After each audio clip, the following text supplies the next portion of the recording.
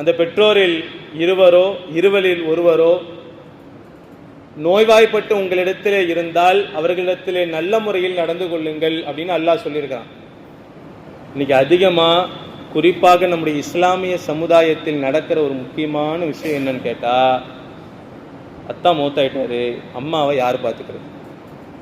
நான்லாம் பார்க்க முடியாது, நான் துபாயில் இருக்கிறேன், நான் பார்க்க முடியாது, எனக்கு சென்னையில் வேலை இருக்குது, அதனால பெருச்சாவளத்தில் இருக்கிற அந்த புள்ள பார்த்துக்கிட்டோம், கீரனூரில் இருக்கிற இந்த புள்ள பார்த்துக்கிட்டோம், மாசம் மாசம் நான் காசு அனுப்பிடுறேன், நீ ஏன் கவலைப்படுற, உனக்கும் சேர்த்து நான் அனுப்பிடுறேன், எல்லாம் ஒத்துக்குவானா? இது நடக்கிறதா இல்லையா? எத்தனை தாய்மார்கள் மனக்குமுறலோடு அவங்க வீட்டில் இருக்கிறாங்க. ஆண் பிள்ளைகள் பாற்றுக்கொள்வதில்லை, வேற எங்கேயோ கட்டி கொடுத்த பெண் பிள்ளைகள் தன்னுடைய தாயை பார்த்து கொண்டிருக்கிறார்கள். ஆம்பளை பசங்க பார்க்கறது இல்லை. நடக்குதா இல்லையா? அந்த பெற்றோர் நம்ம சிறு வயதிலே இருக்கின்ற பொழுது, படிக்கின்ற பொழுது எவ்வளோ கஷ்டப்படுறாங்க. நமக்காக வேண்டி எந்த எல்லைக்கும் செல்ல அவர்கள் தயாராக இருக்கிறார்கள். ரீசெண்டாக சவுதியில் நடந்த ஒரு நியூஸு, ஒரு அண்ணனும் தம்பியும் அம்மாவை, அத்தா மூத்தாயிட்டாரு, அம்மாவை நான் தான் பார்த்துக்குவேன்னு ஒரே சண்டை. எந்த அளவுக்கு சண்டை ஆயிடுச்சுன்னா கோர்ட்டுக்கு கேஸ் ஆகி கோர்ட்டுக்கே போயிடுச்சு. சமீபத்தில் வந்த நியூஸு, கோர்ட்டுக்கே போயிடுச்சு. கடைசியில் அந்த நீதிபதி என்ன செஞ்சார், சமாதானப்படுத்திப்பா, ஒரு மாதம் நீ பார்த்துக்க, ஒரு மாதம் நீ பார்த்துக்க அப்படின்னு கடைசி என்ன செஞ்சாங்க, சமாதானப்படுத்தி அனுப்பிச்சாங்க. அந்த அம்மா கையில் சொத்து பத்திரம் எதுவும் இருந்துச்சா இல்லையான்னு நமக்கு தெரியாது, அதை விட்டுருங்க. ஆனால் என்னுடைய தாயை நான் தான் பார்த்துக்கொள்வேன்னு அவங்க சண்டை போட்டதாக நாம் நியூஸ்லேயே பார்க்குறோம். இதெல்லாம் கேட்குறப்ப சந்தோஷமா இருக்கு. இதெல்லாம் விரல் விட்டு எண்ணக்கூடிய அளவுக்கு தான் இந்த உலகத்திலே இருக்கிறது. நீங்கள் சிறு பிள்ளையாக இருக்கின்ற பொழுது எதுக்கு அழுகிறீங்கன்னு தெரியாது, முழிச்சிருந்து பார்த்துக்கிட்டாங்க, தூக்கத்தை அவர்கள் உங்களுக்காக வேண்டி விட்டார்கள், நீங்கள் கழித்த சிறுநீரையும் மலத்தையும் தன்னுடைய கையால் அவர்கள் அள்ளி போட்டார்கள்.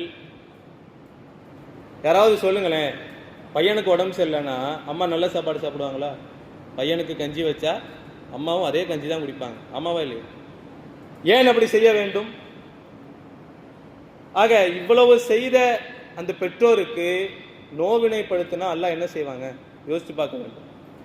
பெருமானார் ஸல்லல்லாஹு அலைஹி வஸல்லம் அவர்கள் சொன்னார்கள், அவர்கள் தான் உன்னுடைய சொர்க்கமும் நரகமும்.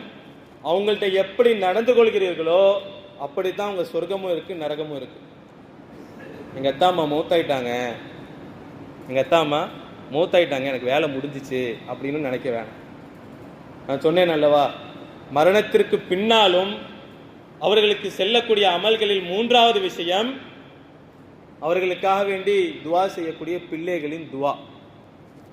எனக்கு 40, 50, 60, 70, 80 ஆயிருச்சு.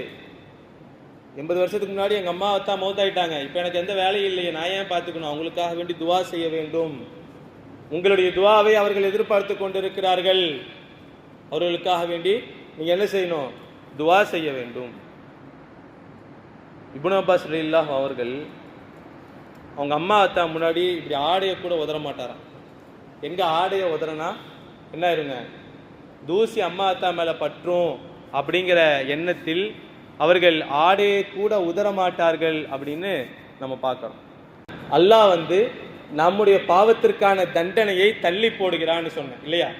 ஆனால் ஒரு பாவத்திற்கு உலகத்திலே அல்லாஹ் தண்டனையை கொடுப்பான். என்ன தெரியுங்களா?